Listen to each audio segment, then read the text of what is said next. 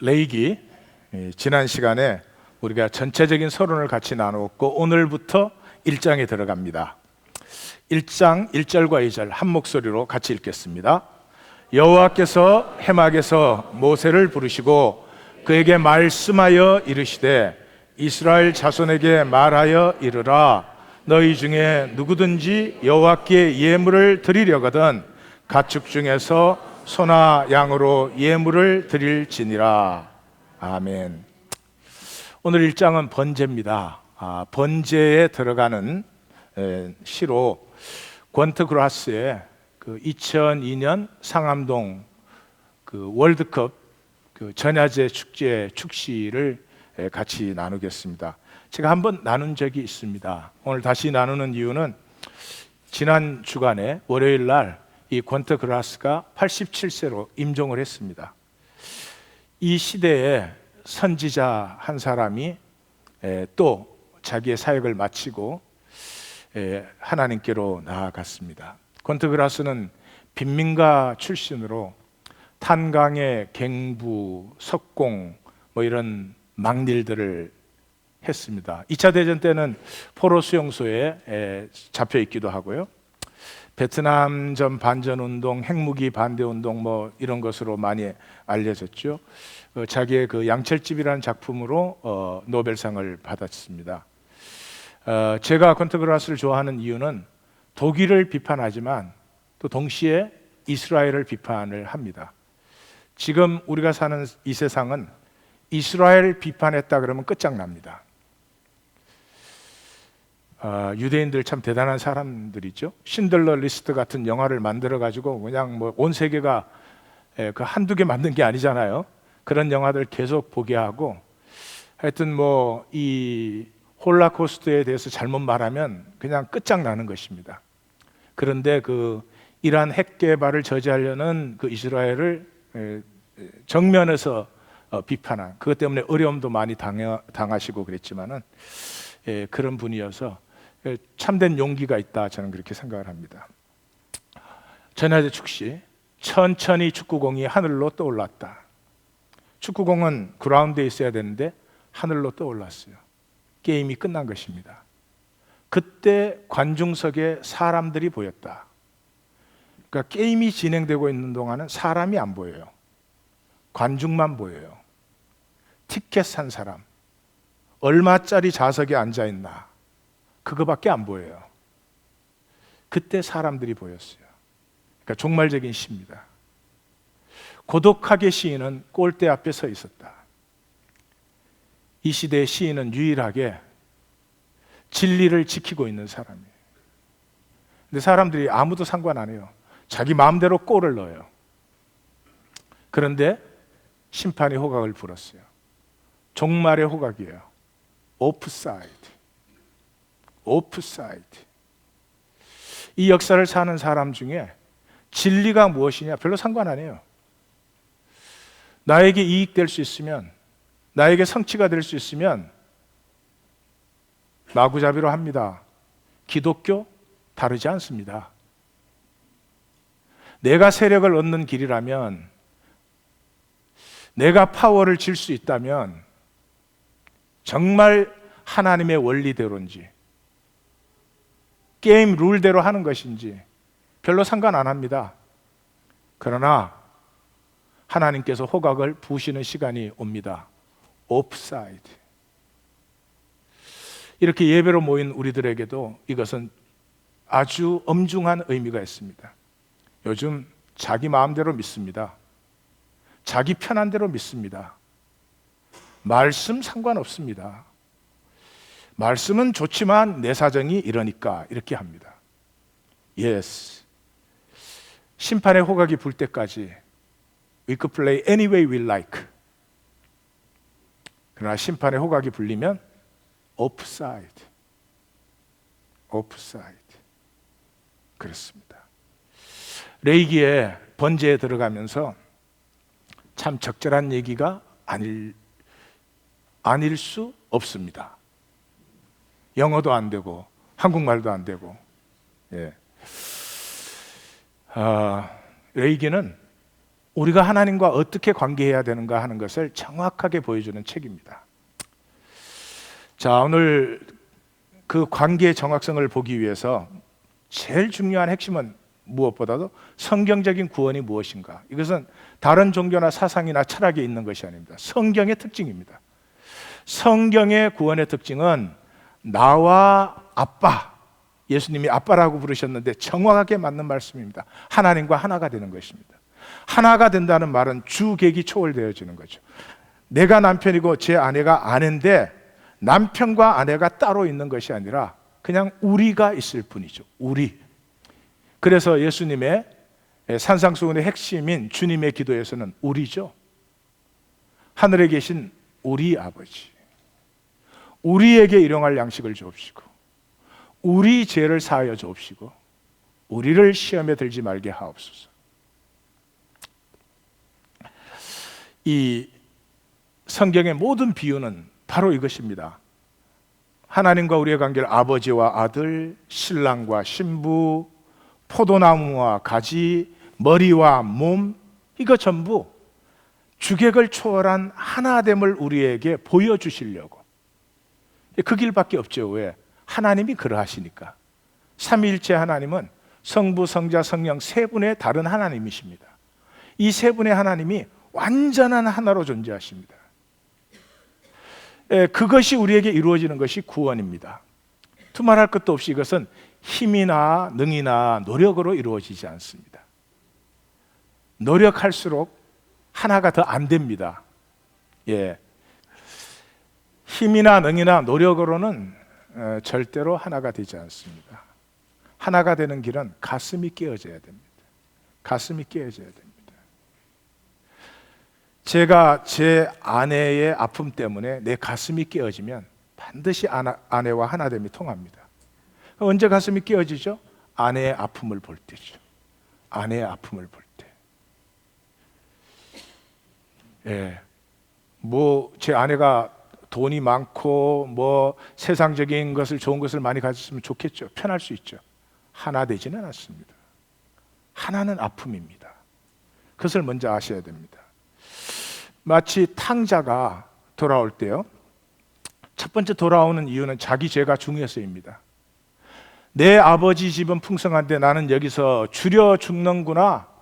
죄로 인한 삶의 극심한 이 생명의 빈곤, 생명의 메마름, 그것이 안타까워서 돌이켜야 됩니다. 그래서 하나님과 십자가의 아픔으로 내가 하나가 되기 위해서는 그 전에 먼저 죄의 심각성, 죄의 뭐라고 해야 될까요? 이 중함이 나에게 처절하게 먼저 느껴져야 됩니다. 성경 공부에서 우리는 다 죄인이래. 무슨 소용이 있어요? 지식은 그냥 지식이에요. 지식은 능력이 아니에요. 도움이 될 수 있죠, 정보나 지식은. 그러나 방해가 될 때가 더 많은 것을 아셔야 됩니다. 스스로 깨달은 이 존재의 빈곤함, 존재의 말할 수 없는 가난함, 그죠? 얼마든지 사랑할 수 있는 것이 우리인데 상대방이 나에게 요만큼한 것이라도 다 맞춰주지 않으면 절대로 용납과 사랑을 울리스하지 않는 이 거짓 속은 우리들, 그 삶의 아픔과 이 처절함을 먼저 느껴야 됩니다. 그래서 돌아옴이 있잖아요. 돌아올 때 발견한 게 뭐예요? 아버지가 나보다 더 아파하고 있었죠. 왜 그래요? 상거가 뭔데 아버지가 먼저 봤어요. 아버지가 기다리고 있었어요. 기다리고 있다는 말은 이 아들이 집을 나간 후에 아버지는 계속 아파하고 있었습니다. 그 아버지의 아픔과 만났을 때 아들과 아버지의 하나됨이 이젠 비로소 출발된 것이죠. 그때 아버지와 아들은 아버지와 아들이지만 아버지와 아들을 넘어선 주객이 초월된 하나가 됩니다. 이걸 참 복되게 경험한 분이 사도 바울이에요. 그래서 사도 바울의 서신을 읽으시면 이 주객의 초월이 모든 서신에 나타납니다. 반복적으로 나타납니다. 대표적인 게 갈라디아서 2장 20절이잖아요. 내가 그리스도와 함께 십자가에 못 박혔나니 그런 적 이제는 내가 산 것이 아니요 오직 내 안에 그리스도께서 하신 것이라. 이제 내가 육체 가운데 사는 것은 나를 사랑하사 나를 위하여 자기 몸을 버리신 하나님의 아들을 믿는 믿음 안에서 사는 것이라. 다 암송하시는데 왜 안 해요? 예, 그렇죠? 죽음과 삶에서 하나가 되어버렸습니다. 하나님의 생명을 가지고 있는 존재가 바라봐야 될 가장 귀한 영광입니다. 이것을 버리고 나면은 세상 무엇을 얻어도 상관이 없습니다. 이 영광에 비교할 수가 없기 때문에 하나님과 하나가 될 수 있는 것, 이 놀라운 은혜요 신비요. 그러므로 이것이 이루어지지 않는 한 다른 건 별로 의미가 없어요. 마치 이런 거죠. 남편과 아내가 결혼을 했어요. 근데 두 사람이 하나가 아니야. 돈 많으면 그건 돈 많을수록 문제가 생깁니다. 돈이 없으면 살아남아야 되니까 열심히 서로 협조라도 하지. 협조. 이 기독교가 서양을 통해서 들어와서 이런 면에서는 참 안타까워요. 서양 사상은 언어적으로 주객이 초월한대요. 그래서 이 사람들은 기독교 신앙 갖고 남들 정복하는 거예요. 이런 어처구니 없는 일을 해댄 거죠. 언어적으로. 이 사람들은 그러잖아. I love you 그러잖아. 그러니까 사랑을 하는데도 나는 나고 너는 너야. 살벌한 사람들이에요. 우리는 사랑하면 뭐라 그러죠? 우리는 사랑하면 뭐라 그러죠? 맞을래?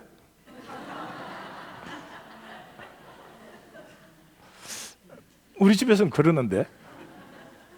예. 사랑해.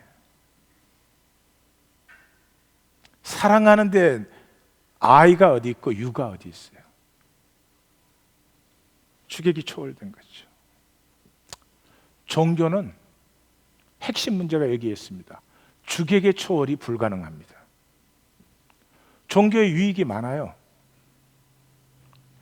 종교의 부작용은 주로 지도자들에게서 나옵니다. 이 종교라는 건 어마어마한 권세와 힘의 이 포텐셜을 가졌기 때문에 종교의 지도자가 되고 자기를 깨끗하게 할 수 있는 사람은 드뭅니다. 역사적으로 드물었습니다. 지금도 드물 것입니다.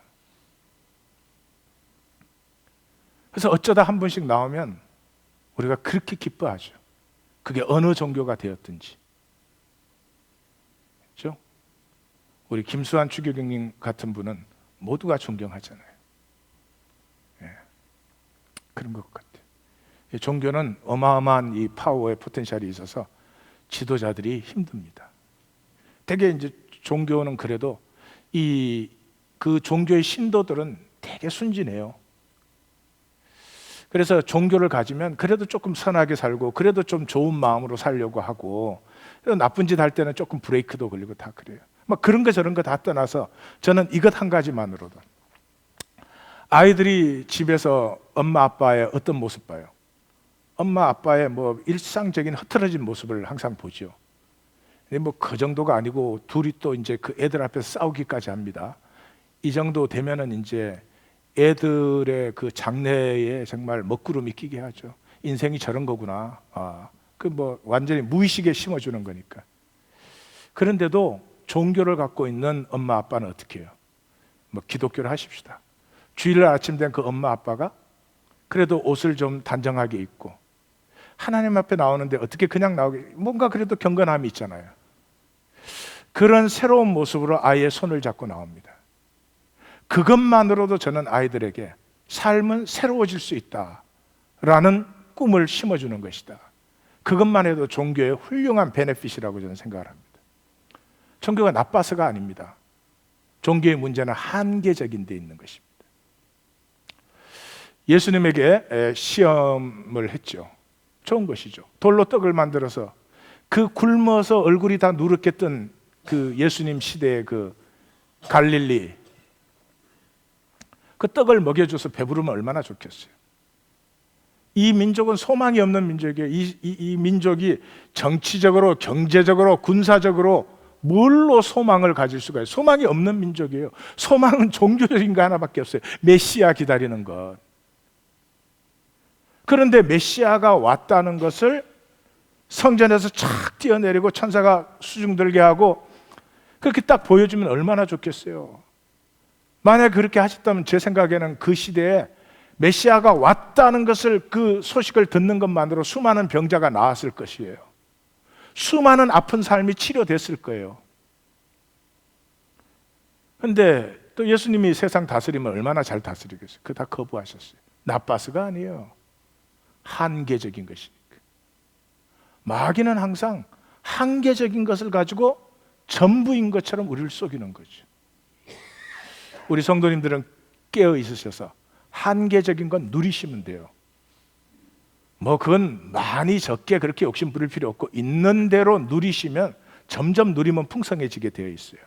그리고 향하시는 것은 절대적인 것을 향하셔야 됩니다. 향하시는 것은 절대적인 것을 향하셔야 됩니다. 그걸 보여주는 걸 제사라고 하는 겁니다, 사실은. 그래서 종교는 유익이 많음에도 불구하고 종교인은 중심이 끝까지 납니다. 교회 와서도 오로지 나예요. 사람들이 나를 어떻게 대접하나, 나에게 뭐라고 하나, 내가 말했는데 어떻게 반응하나, 나나나나나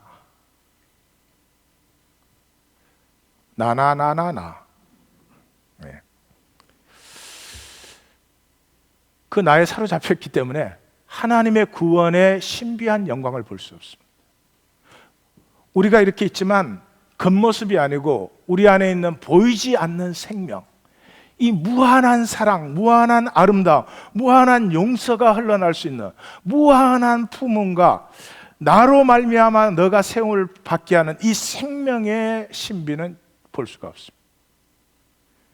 그 얄팍한 껍질에 사로잡혀서, 그래서 끝까지 육으로 삽니다. 하나 될 수 있는 건 영밖에 없어요. 육에는 하나가 없어요. 현상에는 하나가 없어요. 이것이 종교의 비극이죠. 주객의 초월이 안 되면 끝까지 조건 만드는 것입니다. 난 너보다 잘났어. 교회에 와서도 나는 너보다 뭐 모르겠어요. 뭐 나는 기도를 잘한다, 뭐 성경을 잘한다, 뭐 또 이런 사람도 있을지 몰라. 나는 너보다 이학권 성도하고 친하다. 믿지 마세요. 나에게 잘해준 사람이 이 중에는 한 명도 없어. 오로지 믿을 건 궁정한 성도밖에 없어.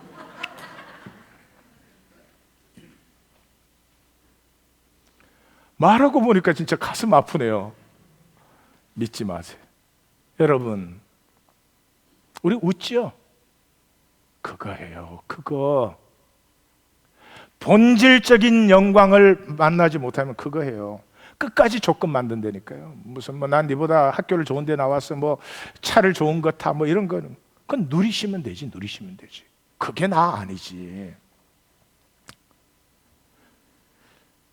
주객이 초월되면 그때부터 존재를 누립니다. 조건이 아니고. 나. 하나님이 창조하셔서 하나님의 섭리와 경륜 속에서 나로 이런 인생의 길을 걷게 하셔서 지금 이 자리에 이 모습으로 있게 하신 그 나를 누리기 시작합니다. 이때부터 상황과 이 조건을 초월해서 생명을 사는 기쁨이 있죠. 그게 안 되면 영원히 첫째 아들이에요. 첫째 아들 보고 뭐라 그랬어요? 예, 너는 항상 나하고 함께 있지 않았니? 내 것이 다 너의 것인데, 아버지의 것이 다 자기의 것인데 누려본 적이 없어요. 누려본 적이 없어요. 동생에게 뺏길까 봐. 인간의 위대함은 하나님과 하나 될 수 있다는 데 있습니다. 인간의 위대함은 하버드 디그리 100개 딴 것이 아닙니다. 인간의 위대함은 70억 인구 중에 내가 제일 잘났다, 그런 게 아닙니다. 그러시면 즐기십시오. 그러니까 그거를 위대함이라고는 보지 마십시오. 어쩌다 보니까 그런 자리에 있는 거예요. 럭키. 머리가 좋은 사람, 자기가 머리 만들었나? 어쩌다 보니까 머리가 좋아. 그건 다른 분들한테 미안해야지. 그게 무슨 자랑할 일이야. 자기가 만들었어요? 자기 눈, 코, 입 자기가 만들었어요? 어쩌다 보니까 그렇지. 창피한 일이지. 럭. 이 세상은 진리를 모르기 때문에 이상한 것을 가지고 사람이 말이죠, 잘난 척하고 다른 사람 기죽이고 이런 일을 하는 거지. No, no, no. 그런 것에 속아서 사는 우리 하나님 성도님들이 되시면 안 됩니다.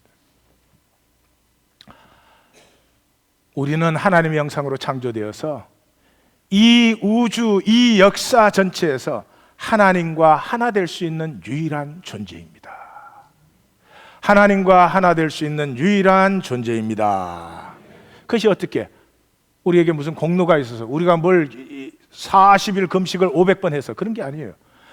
아버지의 가슴의 아픔을 내가 느끼면 하나님이 이 땅을 아파하고 있습니다.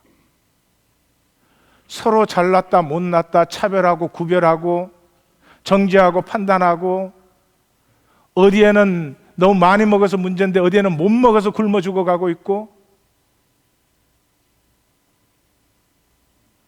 어디에는 병원의 시설과 예산을 뭐 그냥 죽을 사람을 그걸 서스테인 시키는데 그게다 돈을 다 부숴봤는데 간단한 아스피린조차도 없어서 죽어가는 생명과 땅이 많습니다. 아니 뭐 이런 얘기는 할 필요 없지. 하나님은 이 땅을 보면서 아파하고 계십니다. 왜 저렇게 아프고 왜 저렇게 메마르고 왜 저렇게 가난하고,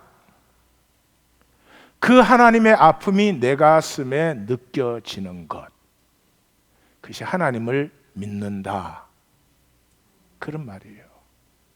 종교 행위하는 것과 관계가 있을 수도 있지만 대체적으로 없을 가능성이 더 많아요. 레이기에 지난주에 전체 서론으로 3가지를 나누었습니다. 잠깐 복습을 하겠습니다. 이 레이기를 들어가는데 3가지를 항상 기억하고 계셔야 됩니다. 그래야 이 뭐 복잡 이상한 것들이 그냥 간단하고 선명해집니다. 첫째, 생명의 비밀은 파괴와 생성이다. 예, 반드시 파괴를 통해서 생성은 일어나게 되어 있습니다. 지금도 제 몸의 세포가 죽어가고 있습니다. 그래서 새로운 세포가 살아나고 있습니다. 지금 제 혈액세포는 백혈구, 적혈구가 다 죽어가고 있고 T 임파구도 죽어가고 있습니다. 그렇기 때문에 새로운 임파구가 생겨나고 있는 것입니다. 파괴와 생성입니다.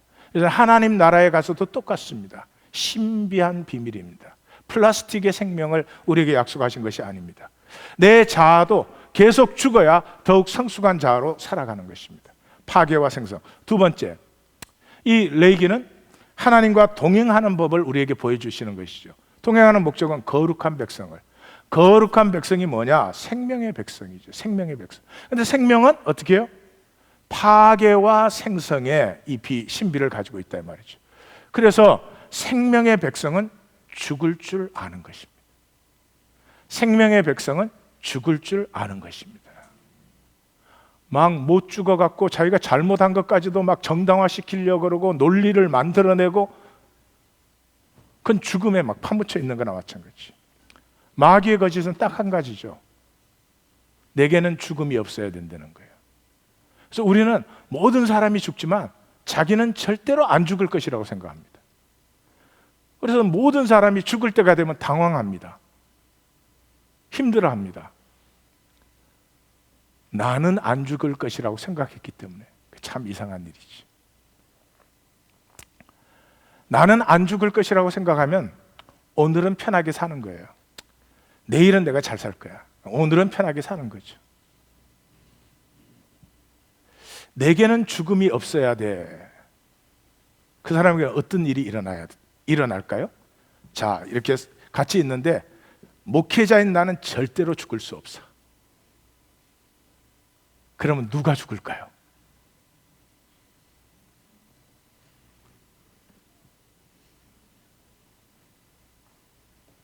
다시 한번 여쭈어 보겠사옵나이다. 우리 같이 있는데 목회자인 나는 절대로 죽을 수 없어. 그러면 내가 누구를 죽여야 되죠? 할렐루야. 옆에 분에게 말해서, 난 거의 다 죽었어 벌써. 예. 남편과 아내가 있어요. 남편이 죽을 수 없어. 아내를 죽여야 돼요. 아내를 죽여야 돼요. 아내가 죽을 수 없어. 남편을 죽여야 돼요. 그래서 에베소서 6장 12절에서는 우리가 싸우는 것은 하늘에 있는 악한 영과 그 영이 현현된 세상 권세와 싸우는 거지 사람 죽이려는 게 아니다, 이렇게 말하는 거죠. 예. 옆에 분에게 당신 죽이는 게 아니었네. 예. 자, 그래서 하나님과 동행해서 거룩한 백성을 만들어내는데 그 거룩한 백성, 이 동행의 핵심이 제사다. 그래서 얘기가 제사를 가르쳐요. 이 제사가 뭐냐? 존재를 회복시키는 거예요.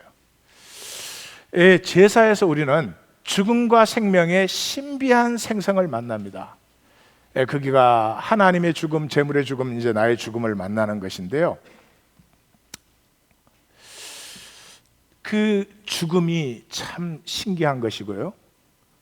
특별히 무고한 죽음, 의로운 죽음은 이제 우리가 예수님 때까지 기다려야 보는 거지만 무고한 죽음이라는 것이 굉장히 이상한 역사가 있어요.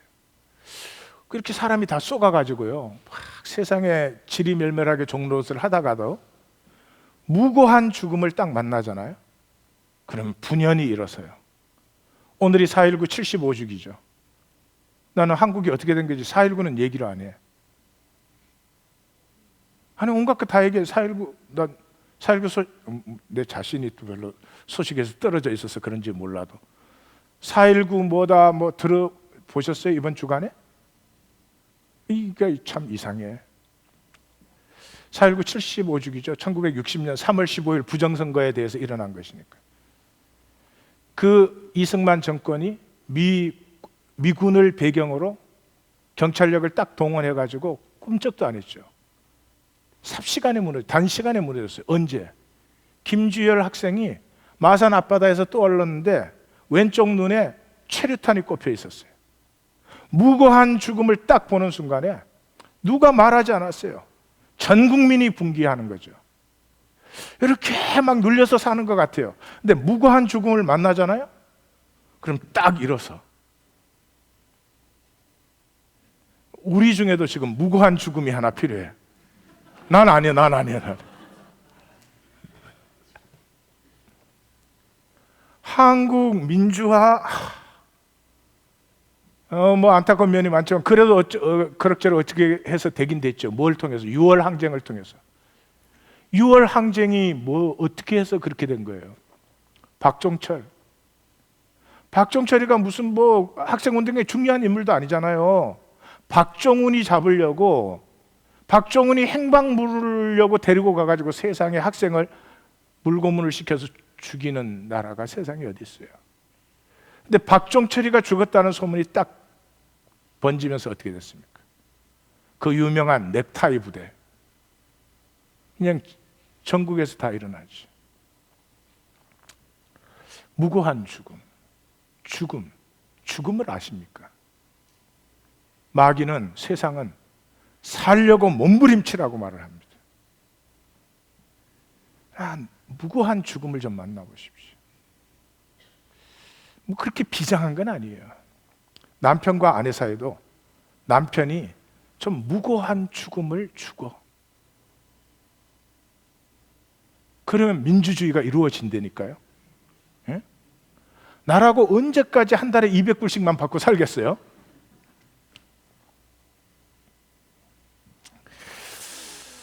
하나님 교회, 여기 우리는 기독교 종교를 만들기 위해서 여기 있지 않습니다. 존재의 주체성이 회복된, 하나님이 창조하셨고 하나님이 구속하셨고 하나님이 나를 사랑하시는데 이 짧은 생에 뭐의 눈치를 보고 뭐에 억눌려서 우리가 종노릇을 하겠습니까? 내 이름으로 두세 사람이 모인 것, 이 예수님의 뜻대로라면 거기가 혁명이 일어나는 자리입니다. 세상 어떻게 이렇게 살고 있습니까? 얼마나 아프고 힘들고 가진 자나 못 가진 자나 전부가 불행합니다. 삶이 다 메말랐습니다. 있을 것이 없어서가 아닙니다. 거짓에 속아서 남편과 아내 사이가 나누어지지 않고 있습니다. 무고한 죽음은 그냥 때리지만 않았어도 좋겠어.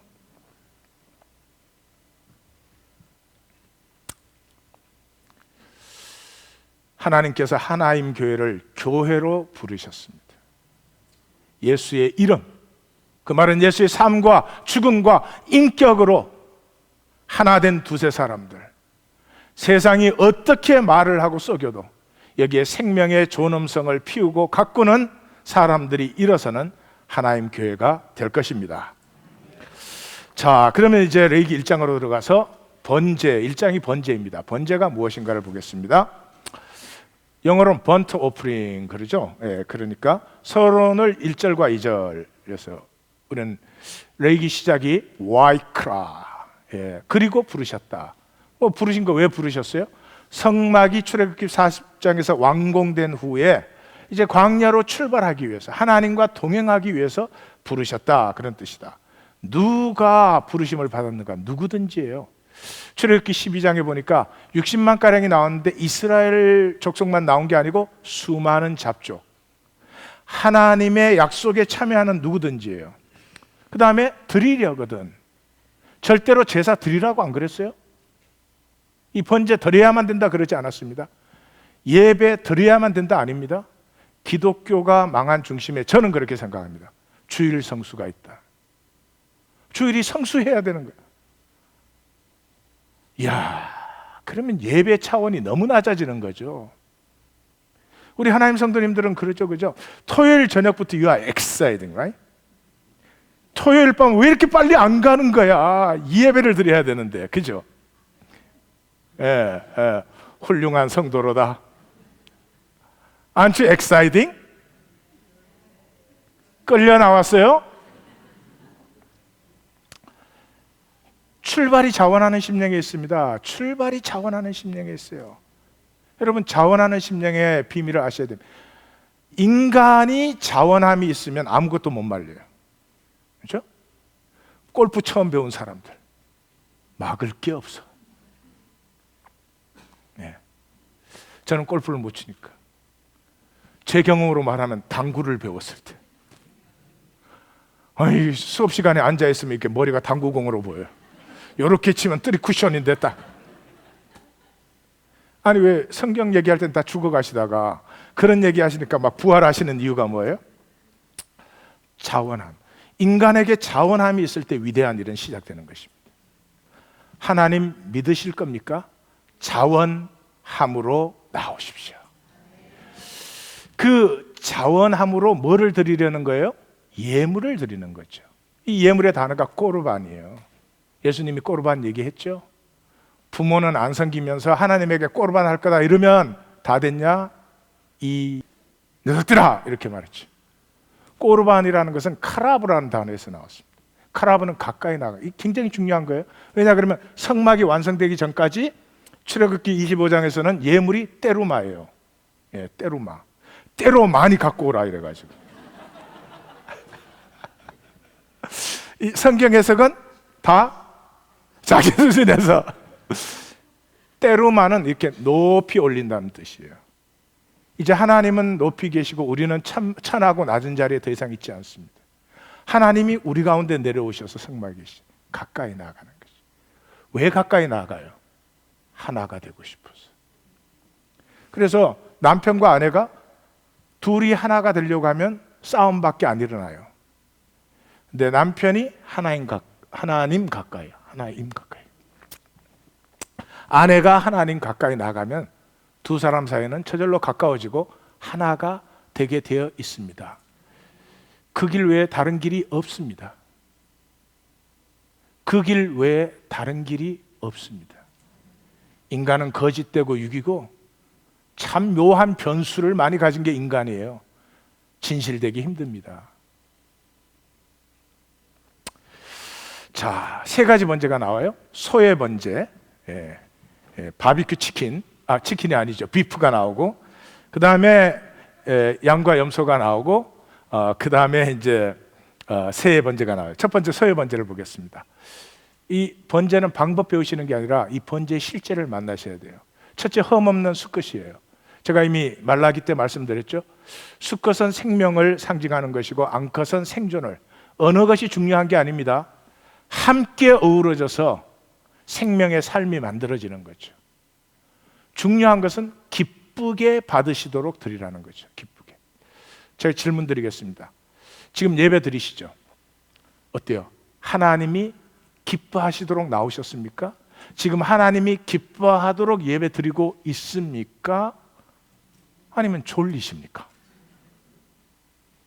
근데 졸린 건 성도님들 잘못이 아니지, 내 잘못이죠. 예. 핵심이 그거예요. 자원하는 마음에서 출발되어서 기쁘게 받도록 드려야 됩니다. 하나님은 우리에게 구걸하시는 게 아니잖아요. 가인과 아벨의 제사, 이런 말하면 딱 생각나는 게 가인과 아벨의 제사 아니에요. 인간 역사가 여기서 시작됐어요. 자 보세요, 창세기 4장 5절 같이 읽습니다. 가인과 그의 제물은 받지 아니하신지라 가인이 몹시 분하여 안색이 변하니 내가 선을 행하면 어찌 낫을 들지 못하겠느냐. 그까지 읽으십시다. 하나님이 제물을 안 받기 전에 뭐를 안 받았어요? 가인을 안 받았어요. 가인을 왜 안 받았어요? 선을 행함이 없으니까. 선악과에 뭐 선을 행한 윤리적 그런 얘기를 하는 것이 아닙니다. 아까 오프사이드 보셨죠? 자기 편한 대로 자기 마음대로예요. 자기가 중심이지. 왜 그러면 자기 마음대로 자기 룰대로 플레이를 해요? 사람들에게 용납받도록 자기를 만드니까 그렇죠. 이렇게 말씀드리니까 이해가 잘 안 가실지 모르지만 이렇게 되는 것입니다. 만약에 가인 안에 선을 행함이 있었다면, 근데 하나님이 가인의 예물을 안 받았다면 가인이 이렇게 생각하죠. 아유, 정말 하나님 감사해요. 제 걸 안 받으시니까 다행이지. 동생 거 안 받았으면 동생 마음이 얼마나 힘들었겠어요. 내 안에 악과 폭력이 없으면 그게 자연스러운 거죠. 근데 사람들이 나를 받도록 막 게임하고 막 꾸미고 작전 쓰고 막 머리 쓰고 막 그랬는데 안 받아. 그럼 어떻게 될까요? 화가 무지무지하게 난다. 이해 가십니까? 이해 가십니까? 분명합니다. 그건 분명합니다. 하나님에게 나아가는데도 자기 자신의 진실로 못 나가고요. 뭔가 진실된 게 없어요. 재물 이전에 사람 자체가. 예배는요, 아무렇게나 함부로 살다가 와서 예배 드린다? 그렇게는 안 됩니다. 그건 우리가 만든 종교의식은 그렇게 할 수 있겠죠. 정말 예배를 드리는 사람인데 만약에 내가 뭐 한 주간을 마음대로 살았다 그러면 정말 상하고 통해하는 심령이 일어나죠. 자, 그 다음에 이제 이 번제 드리는 방법이 나오는데, 머리에 안수할지니, 그 머리에 안수하면 기쁘게 받으심이 되어 그를 위하여 속죄가 된다 이랬어요. 참 신비한 부분이에요. 여기에 머리에 안수한다는 단어가 사마코라는 단어예요. 그래서 이 두 손을 얹고 힘을 주어 누르는 것을 얘기해요. 뭐 한 손이냐 두 손이냐 싸우는 사람들이 많은데 내가 그냥 두 손이라면 두 손인 줄 알아. 그냥 설명하기도 귀찮아요. hands라고 나오는 부분도 있고 hand이라고 그냥 나오는 부분도 있어요. 그러나 저는 확신합니다. 이게 두 손이라고. 자, 여기서 뭐가 일어나느냐? identifying이 일어나요. identifying. 이게 생명의 신비 부분이에요. 남편이 아내의 아픔을 나의 아픔으로 동일시할 때 갑자기 초월이 일어납니다. 경으로 살지 않습니다. 생명이 피어남으로 살게 됩니다. 이 아이덴티파잉을 제일 잘 보여주는 책이 성경에서 룻기예요. 룻기. 그 룻이 나오미 보고 자기 시어머니 보고 그러죠. 다 모든 것을 잃어버린 시어머니에게 어머니의 하나님이 나의 하나님, 어머니의 백성이 나의 백성, 어머니의 가실 길이 나의 갈 길. 거기에 하나님의 역사가 일어나요. 반드시 그렇습니다. 아이덴티파잉이 일어나는 곳에는 반드시 하나님의 역사가 일어나게 돼 있어요. 왜냐하면 하나님 자신이, 세 분이 서로 완전히 아이덴티파잉 하시는 분이기 때문에. 그래서 제사는 이걸 우리에게 보여주고 있어요. 첫째, 제사 드린 사람이 짐승을 직접 끌고 와야 됩니다. 짐승도 죽을 길을 알아요. 잘 따라올까요? 안 따라올까요? 오늘 아침 우리 예배 나오는 것처럼 그렇게 왔어요. 예. 그 다음에 안수를 해야 되는데, 자, 사람은 이렇게 안수하면 안수를 받잖아요. 짐승은 안수하면 안수를 받을까요? 짐승 모른다 치더라도 상식적으로 짐승 두 손으로 누르면 짐승이 어떻게 해요? 고개에 힘을 주고 더 쳐들어요. 이미 제대로 된 사람이라면 끌고 올 때 이 짐승의 죽음에 가슴이 절반은 죽어 있어야 됩니다. 근데 거기에다 내 죄를 전가시키는데 이 짐승이 안 죽겠다고 고개를 치어들어요. 그러면 가슴은 이제 거기에서 다 무너지는 것이죠. 그게 하나님의 받으심이고 속죄가 되는 거예요. 그런데 거기서 끝나지 않아요. 제사 드린 사람이 직접 잡아야 돼요. 죽음을 만나는 것이죠. 죽음을 만나는 것이죠. 그 다음에 껍질을 벗겨야 돼요. 자기가 벗겨요. 껍질은 하나님이 안 받습니다. 우리 평생에 우리가 만드는 게 껍질이에요. 뭐 난 학교를 어디를 나왔냐, 뭐 난 지위가 뭐냐, 뭐 어떤 집에 사느냐, 차를 어떤 걸 타고 다니느냐, 무슨 난 아는 게 그거밖에 없으니까. 뭐 핸드백을 뭘 들고 다니냐, 뭐 이렇게 보톡스를 넣느냐, 뭐. 그렇지만 껍질은 하나님이 안 받아요. 속사람이에요. 속사람 가꾸십니까? 속사람을 가꾸십니까? 속사람이 가꾸어지는 길은 진리와 사랑밖에 없잖아요. 그 다음에 각을 뜹니다. 여기까지 갔는데 이 재물의 죽음에서 이 재물의 죽음을 아파하시는 하나님의 죽음과 자기의 죽음을 못 만난 사람이 있다면 제 생각에는 그 사람 구원 안 받는 게 낫다고 생각합니다.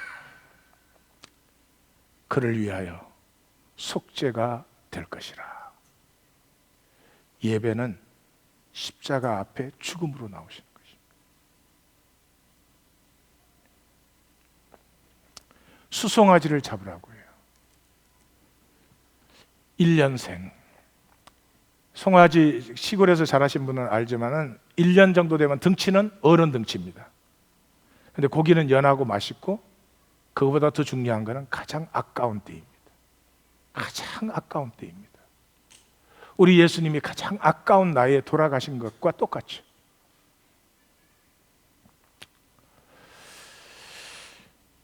가죽 벗기고 각을 뜬 다음에 내장과 정강이는 씻어야 됩니다. 왜 그런 줄 아십니까? 내장과 정강이는 이 짐승들이 무릎을 꿇기 때문에 온갖 더러운 것이 묻어 있죠. 내장 속에는 변도 들어있고 그러죠. 그래서 태우면 냄새가 아주 악취가 납니다. 그래서 그걸 씻으라고 하는 거죠.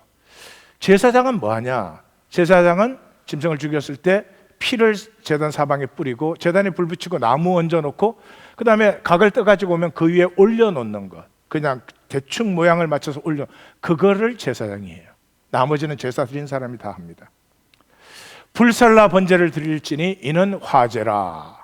여호와께 향기로운 냄새니라. 이게 이제 헷갈리는 거예요. 5대 제사가 이제 우리가 이제 오늘부터 시작한데 번제, 소제, 화목제, 속제제, 속건제. 옆에 분에게 그게 그거구만. 자, 저를 따라 해보시겠어요? 번제, 소제, 예, 화목제, 속제제, 속건제. 예, 이거 잘 아시려면 매주 나오셔야 돼. 끌려서. 예. 그런데 또 갑자기 화제는 이게 뭐냐? 그게 헷갈리는 거죠. 그건 제사의 종류고 여기는 방법. 불에 태우면 화제, 덜어 올리면 거제, 거수경례한다 그러잖아요. 거제, 흔들어서 드리는 건 요제, 아이들을 흔드는 걸 요람이라 그러잖아요. 그 다음에 잔을 부어서 드리면 전제. 그래서 사도 바울이 내가 전제와 같이 부어주고 이렇게 하는 거죠. 화제, 거제, 요제, 전제는 뭐라고요? 방법. 그런데 다음 주에 제사의 5종류가 있는데 화제, 거제, 요제, 전제, 관제야 이러면 그런 사람이 없을 거예요. 여호와께 향기로운 냄새니라. 이게 3번 나와요. 소, 양, 새 3번 다 이게 결론이에요. 향기로운 냄새니라. 그 뭐가 향기로운 냄새인가?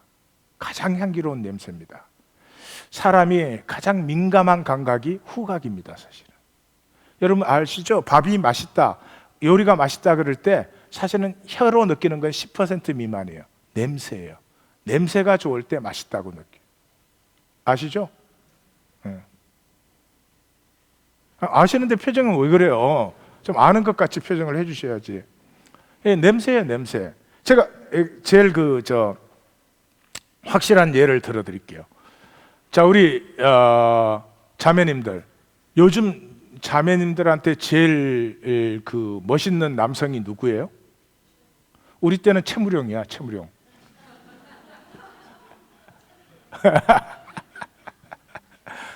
요즘 누구? 현빈이? 현빈이도 지나 누구? 몰라. 이학관? 근데 그렇게 멋있는 남성이 있어. 근데 악취가 나. 그래 좋아? 그럴 리가 없죠. 우리 형제님들, 아주 진짜 빼어난 미인이 있어. 근데 냄새가 좀 이상해. 우리는 이 후각을 그냥 스치는데 하나님은 인간을 참 잘하십니다. 자, 옛날에 무슨 가스불이 있는 게 아니고요, 장작불에 태우는 거거든요. 소, 양, 염소 이런 것은 한 마리 태우면 12시간 이상을 탑니다, 이게. 그래도 다 타지를 않아요. 그러니까 아침 저녁에 번제를 드리니까 하루 종일 냄새가 나요.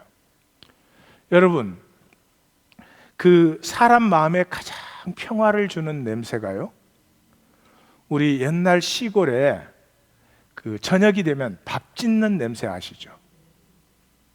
밥 짓는 냄새 나니까 나 신경질 나더라. 있어요? 그 사람은 병원비 많이 들어요. 그 이상하죠? 마음이 편안해져요. 영혼의 고향에 온 것 같아요. 그런데 저처럼 가난한 시절에 자라난 사람은 학교에서 집에 딱 돌아왔는데 고기 굽는 냄새가 나. 어때요? 학교에서 뭐 힘든 일, 어려운 일, 싸운 거 뭐 아무 상관없어. 고기 굽는 냄새를 맡는 순간 행복해져요. 목축 농경 시대에 하나님이 공동체 전체에 이 고기 굽는 냄새가 끝이지 않게 하라. 제대로 된 사람이라면요, 그 냄새가 이렇게 훈훈한데 강도짓 못해요. 살인 못해요. 여호와께 향기로운 냄새예요. 하나님이 뭐 냄새를 그렇게 좋아하셔서가 아니죠. 우리의 마음을 편안하게 해주는 냄새가 하나님께도 향기로운 냄새. 우리 모두의 관계가 하나님께 향기로운 냄새가 되기를 주의 이름으로 축원합니다. 양과 염소의 번제, 10절에서 13절 나오는데 이건 똑같아요. 가죽을 벗긴다는 말이 없는데 그건 이미 전제되었기 때문에, 각을 떨려면 가죽을 벗겨야 되기 때문에 안 한 거예요. 이것도 가죽을 벗기냐 안 벗기냐 싸우는데 그건 웃기는 얘기지. 그 다음에 3번째가 새 번제예요. 이 가난한 사람들의 형편이 안 좋기 때문에 염소나 양도 드릴 수가 없어요. 그래서 산비둘기, 쥐비둘기 그랬는데 아니에요. 도브와 피전이에요. 피전은 좀 크잖아요. 그래서 피전은 새끼로 드려도 돼요. 근데 새 번제의 특징은 뭐냐 그러면 하나님이 암수 구별도 없고 흠이 있느냐 없느냐 그런 거 아무것도 상관없어. 그리고 또 더 놀라운 건요, 새를 드리는 사람은 그냥 갖고 나오기만 하면 돼. 제사장이 다 하게 돼 있어요. 제사장이 머리 비틀고 제단 위에 불 싸르고 피는 제단 곁에 흘리고. 새 피가 얼마 돼요? 새 발의 피, 그런 말도 있잖아요. 예. 그래가지고 모이 주머니에 들어온 것은 버리고, 새니까 이거 각을 어떻게 돼요? 그 조그만한 걸 그냥 찢대. 각은 뜨지 말아라. 그렇게 해서 이 새 번제는 갖다만 주면 돼. 이게 무슨 말인지 아십니까? 하나님은 가난한 자, 고아, 과부와 자기를 아이덴티파이 하십니다. 이런 거죠. 저에게 아들이 셋이 있지 않습니까? 둘은 아주 잘 됐어. 만약에 하나가 지금 힘들어하고 아파한다. 그러면 내 모든 마음은 그 아들에게 가는 거예요. 기도를 해도 그 아들에게 기도가 쏟아지는 거죠. 하나님은 이 세상을 보시면서 잘난 사람, 야 저렇게 훌륭하게 사는구나. 물론 그것도 기쁘시겠죠, 뭐 훌륭하게 살면. 하나님의 마음은 어디에 가 있어요? 가난한 자. 미국에는 가난한 자 없어요. 착각하지 마십시오. 만약에 우리 중에 가난하다고 느끼는 사람이 있으면 물질 문명에 미쳐서 그런 거예요. 먹을 거, 입을 거, 뭐 쓸 게 조선조 왕보다 더 많이 쌓아놨어요. 조선의 왕이 우리만큼 누린 적이 있어요? 간단하잖아. 냉장고 있었어, 조선 왕이? 나는 있다. 게임 끝. 미쳤어요, 미쳤어. 여러분, 사랑하는 성도님들, 먹을 거 있고 입을 거 있고 잘 곳이 있으면 생명의 의미를, 생명의 가치를 가꾸는 삶을 살아야지. 뭘 더 있으면 저한테 주시면 제가 그 위험하니까 내가 다 쓸게요.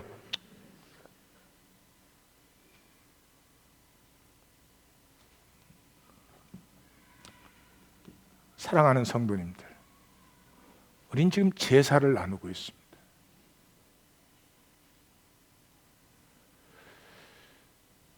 사실 하나님의 죽음을 나누고 있는 것입니다. 성경을 많이 읽으신 분은 이미 십자가를 여기에서 보고 있으실 텐데요. 나 하나, 명품 하나 더 사는 거, 나 하나, 조금 더 비싼 요리 더 먹는 거 있으면 즐기십시오. 즐길 때가 있죠. 그게 삶의 목표. 내 마음에 원하는 전부가 된다면 그건 부끄러운 것입니다. 우리 중에는 그럴 수가 없을 것입니다. 하나님이 누구하고 자기를 아이덴티파이해요? 이 작은 자 하나에게 하지 아니한 것이 나에게 하지 아니한 것이니라. 하나님의 아픔이 흐르는 곳에 나의 아픔이 흐르는 것, 하나님의 아픔, 아파하는 그것을 나도 아파하는 데서 하나님으로 내 생명이 피어난다. 이것이 성경 전체인 것입니다. 이것이 십자가죠. 그래서 십자가가 섰을 때 부활이 아닙니다. 나사렛 예수가 십자가에 달리는 모습을 봤을 때 그 십자가형을 하루에도 몇십 개씩 집행한 백부장이 뭐라고 고백해요? 하나님의 아들이요, 정령 하나님의 아들이요, 의로운 사람이로다. 의로운 죽음을 만날 때 인간은 이 모든 거짓에서 단숨에 자유해져 버립니다. 자기가 예수의 제자였지만 유대인이 무서워서 자기를 숨겼던 아리마대 요셉이 자기가 예수의 제자라고 선언하고 나왔습니다. 산헤드린의 멤버였기 때문에 밤에 몰래 예수를 찾아왔던 니고데모가 예수님의 제자라고 당당히 자기를 밝히고 나왔습니다. 세상이 아무리 억눌러도, 세상이 아무리 속여놔도 우리는 생명의 죽음을 만나는 순간 우리는 기억합니다. 내 안에 생명이 있으면, 내 안에 생명이 있으면 생존의 게임만 하다가 갈 수가 없는 것이죠. 기도하십시다.